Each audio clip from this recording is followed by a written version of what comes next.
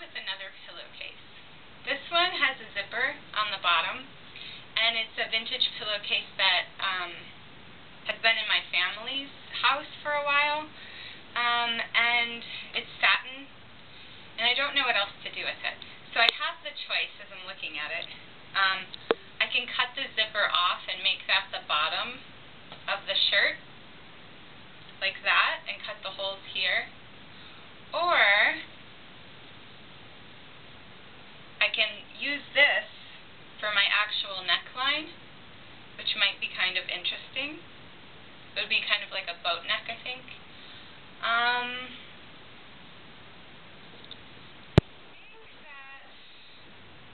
might cut the zipper off. So what I want to do, and what I did with the other one, is initially cut a hole. So can you bring the camera down here? Can you see? Okay. So at first, I guess I should fold it in half and measure it a little bit. I just want to cut a little hole, because then I can get a better picture of what I actually want.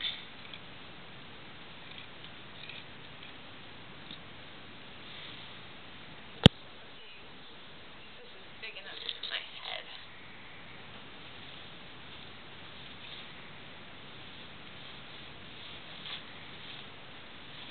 Okay, so it's big enough for my head.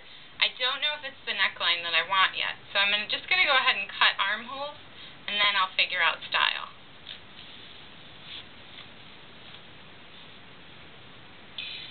Now, you might be a little bit more formal than I am.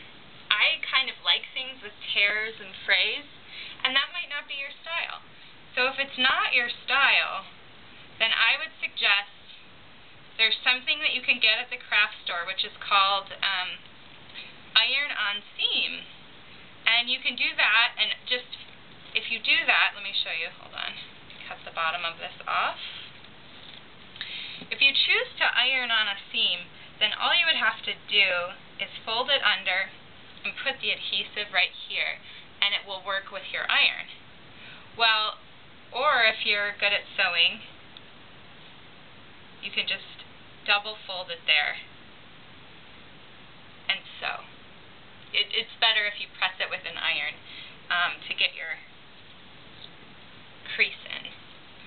Now, let's see. My arms fall about... I have a feeling this won't work the same way as with the jersey material, because the jersey is a little bit more giving. This is kind of stiff, so this might be a problem right here. In fact, I'm going to go ahead and trust that that's going to be a problem, because it would just stick off my shoulder, and cut it into a tank top.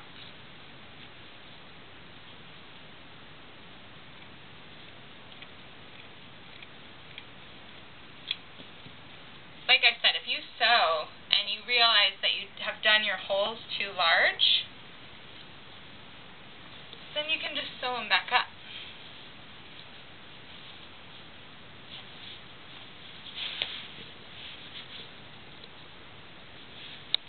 I like it. For the purposes that I'm going to use it for, I like it. Because basically for me, I'm going to belt it and put a collar of a necklace on it.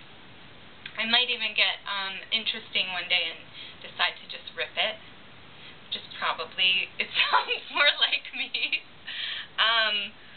But I just wanted to give you a demonstration of how I did the other one and how you can do it too. But there's a lot of things, like if you don't like this fray, for instance, you can fold it into a belt. I bet don't move the camera, I'll come back. This isn't the belt I would wear with this, but this is just a general idea, the kind of thing that you can do. Now, isn't that a lot cuter? Now, let's see.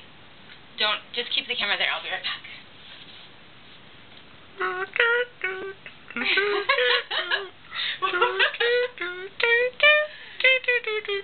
know I have it.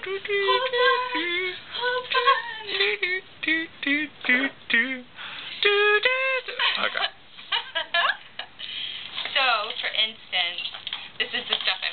of right now. But for instance, I could adjust this. I could even like safety pin this on. I could sew this on. I could weave it on with string. But I could actually create a neckline if I followed this beaded thing. I don't have a mirror, but like that. I mean, look at how easy that shirt was to make. So easy. You could even just adhere it here and here. So I encourage you to be creative, and I'm excited to see what you come up with.